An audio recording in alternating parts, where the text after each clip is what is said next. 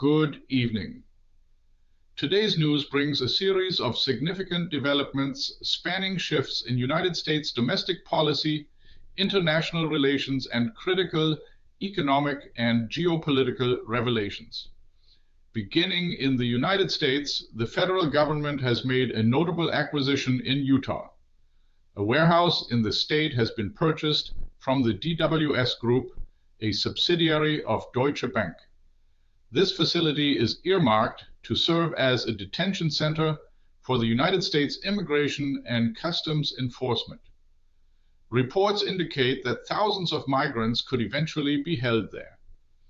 In response to inquiries, DWS clarified that the property was owned and sold by a United States real estate fund, which DWS managed in a fiduciary capacity, emphasizing that the firm was not involved in the buyer's decisions regarding the future use of the facility. This comes as the designated successor to the dismissed United States Homeland Security Secretary Kristi Noem signals a potential shift in policy for the controversial Immigration and Customs Enforcement Agency. Republican Markwayne Mullin, during his nomination hearing in the Senate, stated his intention to move immigration and customs enforcement away from the front line. His 6-month objective is to prevent the agency's operations from dominating headlines daily. Mullin aims to restore public confidence in the agency, proposing that employees would be required to present judicial warrants before entering homes or businesses to apprehend undocumented migrants. However, he noted this would not apply when pursuing serious criminals.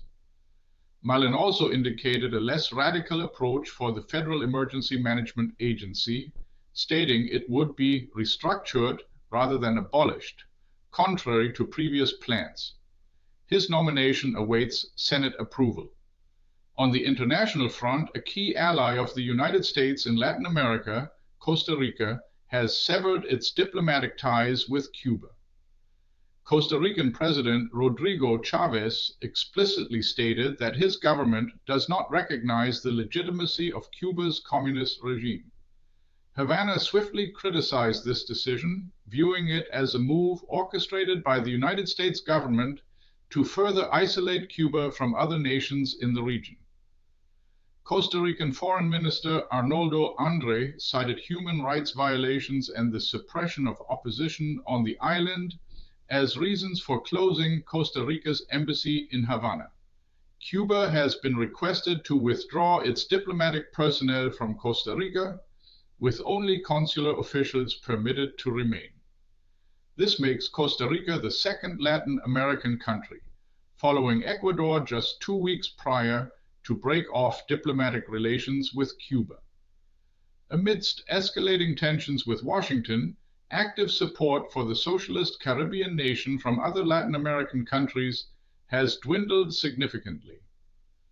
A notable exception is the left-wing government of Mexico. The region has recently seen a pronounced right-wing shift, with right-leaning politicians coming to power in nations like Bolivia and Argentina, both formerly allies of Cuba, who are now closely aligned with United States President Donald Trump. Economically, Federal Reserve Chairman Jerome Powell has indicated that he could remain in office longer than initially planned, even against the wishes of President Trump. Powell stated that should his successor not be confirmed by the end of his term as chairman, which officially concludes on May 15th, he would serve as acting chairman as stipulated by law.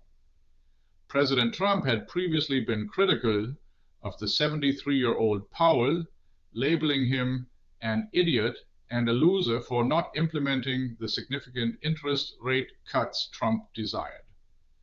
Trump had nominated former United States Central Bank Governor Kevin Warsh to succeed Powell.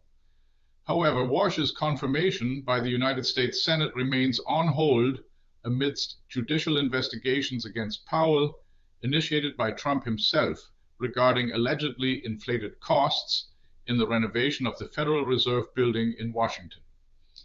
In related news, the Federal Reserve decided to keep its benchmark interest rate unchanged, maintaining the range at 3.5 to 3.75%. This decision was made in light of economic uncertainty attributed to the ongoing Iran war. Finally, a current United States intelligence analysis is now questioning President Trump's justification for the Iran war. Intelligence Chief Tulsi Gabbard declared that Iran has not rebuilt its nuclear facilities since the devastating United States-Israeli air attacks last June. In a written statement presented before a Senate Intelligence Committee hearing, Gabbard affirmed that there have been no efforts whatsoever to rebuild enrichment capacities since then, citing intelligence findings. This directly challenges Trump's earlier assertions. The president had justified the United States-Israeli air attacks, which commenced on February 28th, by claiming an imminently impending threat from Iran's nuclear program. Furthermore, in his State of the Union address on February 25th, Trump had accused Iran of developing missiles that will soon reach the United States of America. These revelations underscore the complex and evolving nature of both domestic and international affairs today. What's your take on US domestic and global shakeups? Immigration, Cuba, Fed, Iran war? Share your view in the comments. Do you think this will matter in the next news cycle? This video was generated using artificial intelligence.